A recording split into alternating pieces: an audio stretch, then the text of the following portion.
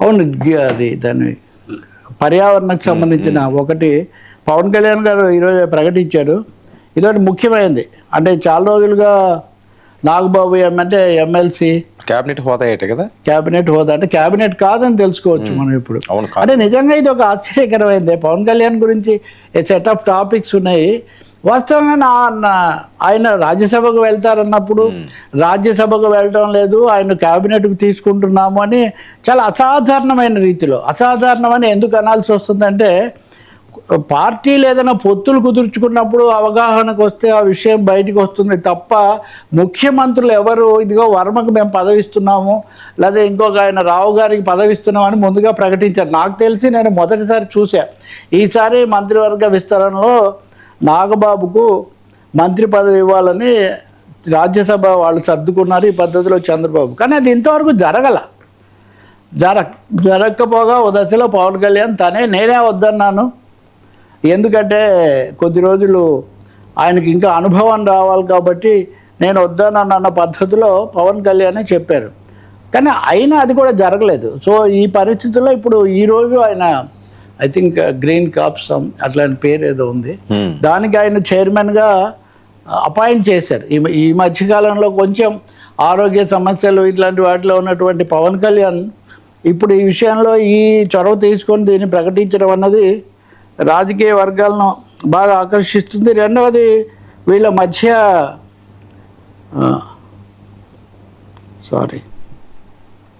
Green action, దాని పేరు green action committee అనుకో, గ్రీన్ కార్యవాహక కమిటీ అనేది రాసి ఏంటి సార్ అది?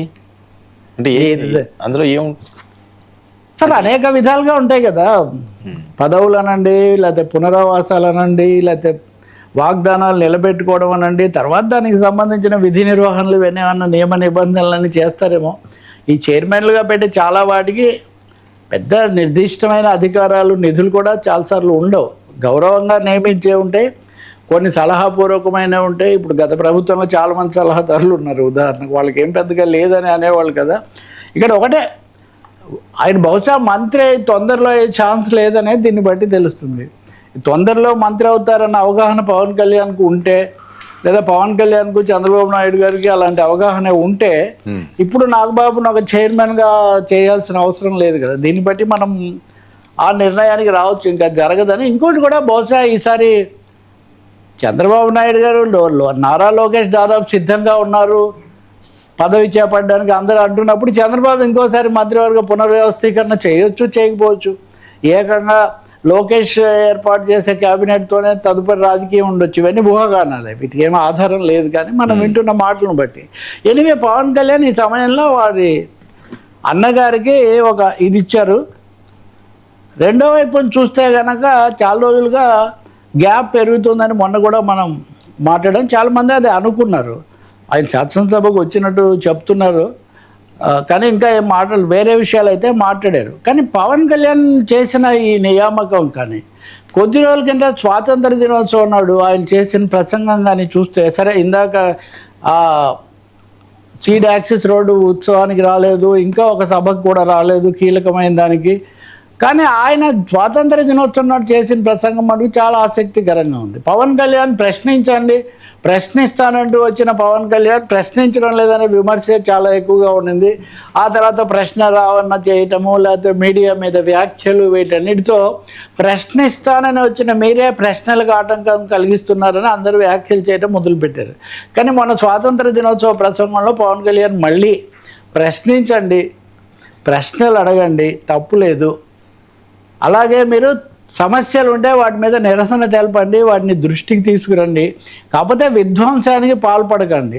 ఇది చాలా ముఖ్యమైనది. అంటే మళ్ళీ ప్రశ్నించడం, ఇప్పుడు ప్రశ్న అనేది దాని చుట్టూ జరిగిన రాజకీయం చూస్తుంటే కనుక పవన్ కళ్యాణ్ మీద కొన్ని విమర్శలు వచ్చాయి. తను చెప్పిన దానికి ప్రశ్నించడం కావచ్చు, జీ అనే యువతతో అటాచ్ కావడంలో కానీ కొంత గ్యాప్ వచ్చింది, దాన్ని కవర్ చేసుకునే ప్రయత్నం కావచ్చు. మొన్న ఆయన చాలా స్పష్టంగా మీరు నిరసన తెలపండి, ఆందోళన కూడా చేయండి, ఏదైనా ప్రశాంతంగా విధ్వంసం లేకుండా చేయండి అనే ఒక మాట. అంటే ఒక చిన్న కొద్దిపాటి దిద్దుబాటు, అది నాగబాబు నియామకం కావచ్చు, అలాగే పర్యావరణం మీద కూడా ఆయన 2-3 విషయాలు చెప్పారు.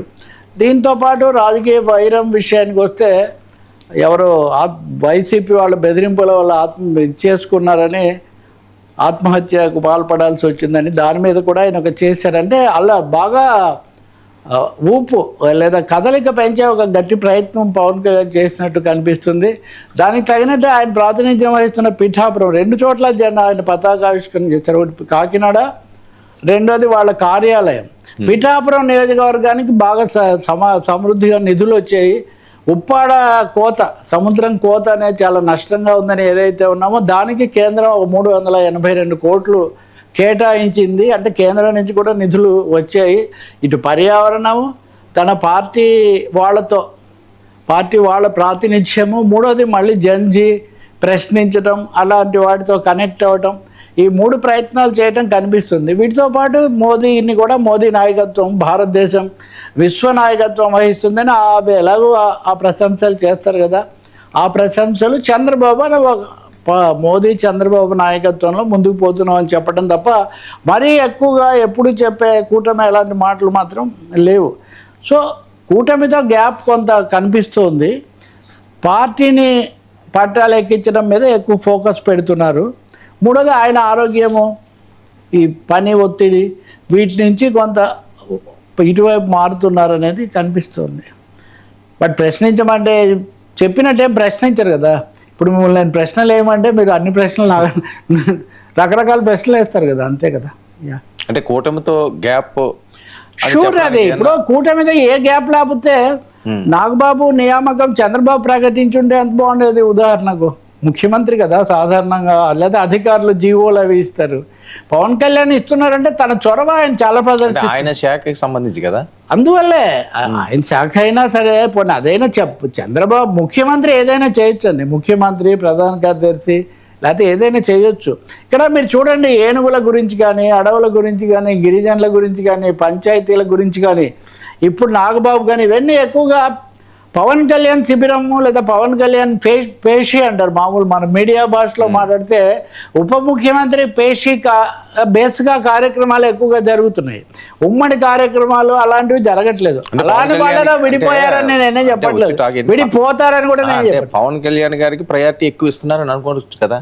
ఏది సీఎం శాఖకి సంబంధించి ఆయన ఎలాంటి నిర్ణయాలన్నా తీసుకోవచ్చు అన్నట్లుగా ఆ మాటలు వాళ్ళ నోట్లో నుంచి వస్తే చాలా బాగుంటుంది. మీరు అన్నది నిజమే. మీరు అన్నది అది వర్మ గారు చెప్పడం కాకుండా చంద్రబాబు గారు, నారా లోకేష్ చెప్తే బాగుంటుంది. పవన్ కళ్యాణ్ కలిసి వచ్చారు, మాతో ఉన్నారని ఒక్క మాట తప్ప ప్రాక్టికల్ గా ఇంకేమీ ముందు ఈ మధ్య బహిరంగ చెప్పాల్సిన అవసరం ఉన్నది సార్. ఆయన ప్రయారిటీ ఇస్తున్నామని చెప్పాల్సిన అవసరం ఉన్నది. ఆయన చేసే పనులకి గ్రీన్ సిగ్నల్. అయితే చాలా విషయాలు చెప్పడం ఎందుకండి, ఇప్పుడు చాలా విషయాలు చంద్రబాబు గారు రోజు అవే చెప్పడం ఎందుకు? కంఠపాఠం వచ్చు కదా తెలుగు ప్రజలకు, ఎందుకు చెప్తారు? చెప్పాల్సి న్యాయం జరగడమే కాదు, జరిగినట్టు కనబడాలన్నది ఒక ముఖ్యమైన విషయం. అలాగే ప్రత్యర్థులు లేకపోతే కొంతమంది బాలాంటి విమర్శకులు ఇది అంటున్నప్పుడు కాదు, అదేం లేదని చెప్పడం అవసరం లేదా? అందుకని ఎందుకు చెప్పాలి అంటే మీ మాట మీరే చెప్పుకుంటే ఏం లాభం? వర్మగారు చాలా తెలివైన వాడు, గొప్పవాడు, లేదా నేను ఎప్పుడోసారి చెప్పాలి కదా. అందుకని మీరు ఆ ప్రశ్న అంతే కదా. అంటే పవన్ కళ్యాణ్ కోసం ప్రత్యేకంగా ఆయనకి మేము ప్రయారిటీ ఇస్తున్నామని ఎందుకు చెప్తారు? ఆ సందర్భం ఎందుకంటే మీరు దూరంగా ఉన్నారు, మీరు రాలేదు, లేదా ఇలా రకరకాల సందేహాలు పెరుగుతున్నాయి. ఇంకోటి మీరు కూడా మీ తరఫున ఇప్పుడు ఉదాహరణ కందులు దుర్గేష్ గారు ఏం మాట్లాడలేదు ఇన్ని రోజుల్లో. ఇప్పుడు దూరం పెరిగిందని ఇంతమంది చెప్తుంటే నాదెండ్ల మనోహర్ గారు ఏం చెప్పలేదు. నాదెండ్ల మనోహర్ గారు కూడా ప్రభుత్వం తరఫున జరిగే కార్యక్రమాలు వాటిలో మాట్లాడుతున్నారు, కానీ పార్టీ తరఫున ఈ దూరం తగ్గించేవి ఏం మాట్లాడే దూరమే లేనప్పుడు ఇంక లేదన్న సార్. అంత ముందు 15 ఏళ్ళ ఐక్యత ఎందుకు చెప్పారు సార్? మీరు అడిగిన నేను మిమ్మల్ని ప్రశ్న అడుగుతున్నాను, ఒక మాట అడుగుతున్నా. 15 ఏళ్ళు కలిసి ఉంటామని అసలు ఎవరైనా మీరు విన్నారా? మీరు చాలా సీనియర్ జర్నలిస్ట్ కదా. 15 ఏళ్ల గురించి 2 రాజకీయ పార్టీలు చెప్పుకోవడం ఎప్పుడైనా జరిగిందా? చెప్పండి, జరిగిందా? అంటే అలాగా చెప్పడం తప్ప నేను అంటలేదే, తప్పు కాదు. మరి ఇది మటుకు తప్ప అయితే ఆయనకు ప్రాధాన్యత వీళ్ళు చెప్తే తప్ప, మరి తప్ప అంటే ఎందుకు చెప్పాలి సార్? ఇచ్చిన ప్రాధాన్యత చెప్పడం ఏంటి? మీకు నేను ప్రాధాన్యత సార్ ఇస్తాను. మీరు 15 ఏళ్ళు ఉంటాం అన్నారు, కాదు ఏదో గ్యాప్ వచ్చినట్టుగా కనిపిస్తుంది, దాని తగ్గట్టు మనుషులు కనిపించట్లేదు. ఈ సమస్య వచ్చినప్పుడు దాన్ని చక్కదిద్దాల్సిన బాధ్యత లేదా? రెండవది కొంతమంది మంత్రులు కనిపించట్లేదు. సమస్య రాలేదనుకోండి, అభిప్రాయం వచ్చిందనుకోండి, చాలాసార్లు చెప్పారు కదా అభిప్రాయాలు తేడాలు పెట్టడానికి ప్రయత్నిస్తున్నారు చాలా మంది అని. ఎవ్వరు మాట్లాడలేదు కదా 10 రోజుల నుంచి. మీరు 3 సార్లు మంత్రివర్గాలకు రాలేదు కదా. చాలా కీలకమైన అమరావతిలో మరో పెద్ద అడుగు అని చెప్తున్న దానికి మీరు పాల్గొనలేదు కదా. ఖచ్చితంగా అడుగుతారు కదా. ఏ గొడవ లేకపోయినా ఒకటే బీజేపీ ప్రభుత్వం అయినా అమిత్ షా గారు ఎందుకో కనిపించలేదు, వర్మ గారు ఎందుకో రాలేదని అనుకోరా జనము. సరే, మరి అయితే ఎందుకు పంపించారండి నారాయణ గారిని? ప్రత్యేకించి ఉప ముఖ్యమంత్రి గారే కదా, ఎట్లాగో ప్రభుత్వంలో భాగమే కదా. ముఖ్యమంత్రి గారి కార్యక్రమం నిర్ణయం అయింది అన్నప్పుడు ప్రత్యేకించి ఇంకో మంత్రులుగా ఇద్దరు సమానమే. మీరు అంటే మీరు లాజిక్ తెచ్చారు కాబట్టి నేను అడుగుతున్నా. మీరు లాజిక్ తెచ్చారు కాబట్టి నేను అడుగుతున్నా. అందుకనే కరెక్టే. మరి అందుకని చెప్పాలి కదా ఇప్పుడు, అందుకనే పైగా ఇక్కడ మీరు ఒక నేపథ్యం ఉంది, ప్రతిదీ ఒక కాంటెక్స్ట్. మీరు ఆయనకు రాజ్యసభ కాదన్నారు, మంత్రి పదవి ఇస్తామన్నారు. మంత్రి పదవి ఇస్తామన్న తర్వాత ఇప్పుడు ఒక చైర్మన్గా నియమిస్తున్నారు. చైర్మన్గా నియమించబడ్డానికి మంత్రికి చాలా తేడా ఉంది. అంటే మంత్రి పదవి నేనే వద్దన్నా నేను పవన్ కళ్యాణ్ చెప్పే అంటే దాని ఎవరు ఆయన చెప్పారు అంటే పోయింది. అయితే అది నిజమేనా? అయితే చంద్రబాబు గారు దాన్ని ధృవీకరించారా? కాదండి, మరి ఆయనే చెప్పారు కదా. పవన్ కళ్యాణ్ గారు చెప్పిన తర్వాత చంద్రబాబు గారు ధృవీకరించడం ఏముంది? ఆయన కూడా ధృవీకరించాలి. చెప్పిన తర్వాత నేనే వద్దన్నాను అని ఈయన అన్న తర్వాత ఇంక చంద్రబాబు నాయుడు గారు చెప్పడానికి సార్ ఇప్పుడు అక్కడ వచ్చిన విమర్శలు అది కూడా ఒకటి కదా. అది జరగలేదు కాబట్టి పవన్ కళ్యాణ్ గారు సర్దుబాటు ధోరణితో ఐక్యంగా ఉండడానికి చాలా విషయాల్లో పవన్ కళ్యాణ్ కొంచెం సర్దుబాటు ధోరణితో చేస్తున్నారు. లేకపోతే అవతల వాళ్ళు చెప్పే ప్రకారం లోబడి ఉన్నాడు కాబట్టి చేస్తున్నారు అని. నేను ఇప్పుడు కూడా చెప్పా కదా, వాళ్ళు విడిపోవడాలు ఇట్లాంటి సమస్య ఏమీ ఉండదని. వీటిని చిన్న ఏమంటారు, పిన్ ప్రిక్స్ అంటారు, ఇరిటెంట్స్ అంటారు, గ్యాప్స్ అంటారు. గ్యాప్ అనే పదం కూడా మీరు ఒప్పుకోలేదో చాలా కష్టం. గ్యాప్ స్పష్టంగా కనిపిస్తుంది అక్కడ. మీరు ఒక 2 వాళ్ళు అంటే వాళ్ళిద్దరు కలిసి అన్నారు కదా. 3 సార్లు మీరు మంత్రిమండలి సమావేశాలకు రాలేదు. మంత్రిమండలి సమావేశం జరుగుతుంటే మీరు పర్యావరణ సమీక్ష చేస్తున్నారు. మంత్రివర్గం కంటే పర్యావరణ సమీక్ష ఎలా ముఖ్యమవుతుంది? మీరు లేరనుకోండి, రెస్ట్ తీసుకోలేదు, రెస్ట్లో ఉన్నారు, విదేశాల్లో ఉన్నారు అనుకోండి, ఏ సమస్య లేదు. కాబట్టి ఇక్కడ జరుగుతున్న దాన్ని బట్టి ఎవరైనా మాట్లాడుతున్నారు కానీ కనిపెట్టట్లేదు కదా ఎవరిక్కడ.